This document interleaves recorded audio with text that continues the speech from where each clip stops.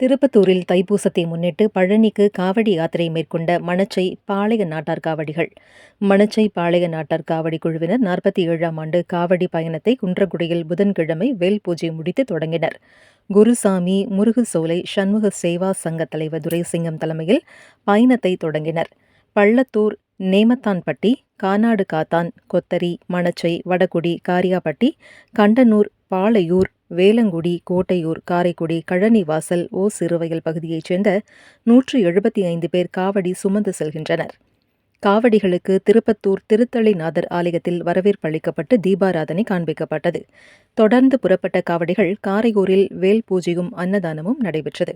பின்னர் பயணம் மேற்கொண்ட காவடி பக்தர்கள் பாண்டாங்குடி, சமுத்திராப்பட்டி, திண்டுக்கல் வழியாக பிப்ரவரி 11ஆம் தேதி செவ்வாய்க்கிழமை தைப்பூச திருநாளன்று பழனியை அடைந்து சண்முக சேவா சங்க மடத்தில் மகேஸ்வர பூஜை மற்றும் அன்னதானத்தில் பங்கு கொண்டு மறுநாள் அனைத்து காவடிகளும் பால் குடங்களுடன் கிரிவலம் வந்து மலையேறி காவடி செலுத்த உள்ளனர்.